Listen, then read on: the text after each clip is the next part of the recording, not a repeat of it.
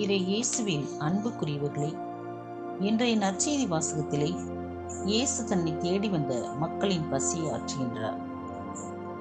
7 அப்பங்களும் சிறு மீன்களும் இருந்தன. இதை வைத்து ஆண்டவர் செய்த புதுமைகளையும் அதிசயங்களையும் இயேசு மக்கள் மீது கொண்ட கருணையை பற்றி நாம் தியானிக்க இருக்கின்றோம். அப்பம் பழுகுதல், கற்பித்த பாடங்கள் பல. மக்கள் பசியுற்ற போது இயேசுவின் சீடர்கள் மக்களை அனுப்பிவிட விரும்பினர். ஆனால் இயேசு மக்கள் மீது பரிவு கொண்டு பசியாற்றினார் என நாம் வாசிக்கின்றோம். எதற்காக 3 நாட்களாக என்று இயேசு குறிப்பிடுகிறார் என்றால், அவரின் உயிர்ப்பை சுட்டிக்காட்டவே. இறந்த இயேசு கண்டிப்பாக உயிர்ப்பார்.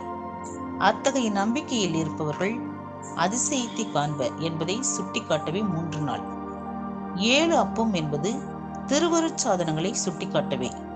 பசித்த மக்களுக்கு கடவுள் அப்பமாகத்தான் தோன்ற வேண்டுமென்றார் காந்தியடிகள். உண்டை கொடுத்தோரே உயிர் கொடுத்தோரே.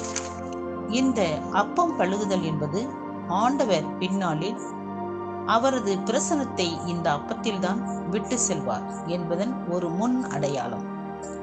அவர் விட்டு செல்கின்ற இந்த நற்கருணையும் இனத்தையும் மதத்தையும் தாண்டி அனைவருக்குமானது என்பதை நாம் உணர வேண்டும்.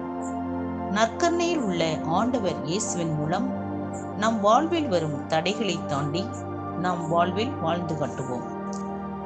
இயேசுவின் பரிவு நம்மை ஆச்சரியப்பட வைக்கிறது. தன்னை தேடி வந்த மக்கள் ஒவ்வொருவரையும் இயேசு அன்பு செய்கிறார், மதிக்கிறார். அவர்கள் ஒவ்வொருவரிடத்திலும் அதிக அக்கறையும் சிரத்தையும் கொள்கிறார். அவர்களை இயேசு ஒருபோதும் சுமையாக கருதவில்லை. 3 நாட்களாக அவர்கள் தன்னோடு இருப்பது இயேசுவுக்கு தெரியும். அவர்களை அங்கே வைத்திருப்பது தனக்கு பிரச்சனை என்று இயேசு நினைக்கவில்லை. அவர்களுக்கு தனது அன்பை பல வடிவங்களில் வெளிப்படுத்துகிறார். இயேசுவின் பரிவு அவர் முன் மிகப்பெரிய சவாலை முன்வைக்கிறது. தன்னுடைய சீடர்களிடம் அவர்களுக்கு உண்பதற்கு ஏதாவது கொடுக்க சொல்கிறார். ஆனால் சீடர்கள் இவ்வளவு மக்களுக்கு உணவு கொடுப்பது சாத்தியமில்லை என்று கூறி கையை விரிக்கின்றனர். உதவி செய்வது சாத்தியமில்லை என்று ஒருபோதும் நாம் சொல்லக்கூடாது. உதவி செய்ய வேண்டும் என்ற மனம் இருந்தாலே போதும், எல்லாமே சாத்தியப்படும்.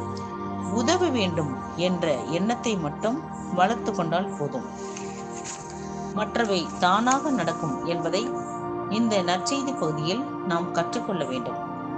உதவி செய்ய நல்ல மனம் இருந்தால் போதும், கடவுள் கருணை காட்டுவார், வழி காட்டுவார் என்பதை இந்த புதுமை நமக்கு தெளிவாக உணர்த்துகிறது. நம்முடைய இலக்கு தெளிவானதாக இருந்தால், 4 பேருக்கு நன்மை தரக்கூடியதாக இருந்தால், எப்படி செய்ய போகிறோம் என்று கவலை கொள்ள தேவையில்லை. கடவுள் தருவார் என்ற நம்பிக்கை மட்டும் போதும் என்பதை இயேசு நமக்கு கற்றுத்தருகிறார். மற்றவர்களுக்கு உதவி செய்ய நல்ல மனம் தாரும் என்று இயேசுவிடம் மன்றாடுவோம். உதவி செய்ய மறப்பதும் மறுப்பதும் மனித குலத்திற்கு எதிரான பாவமாக கருதுவோம்.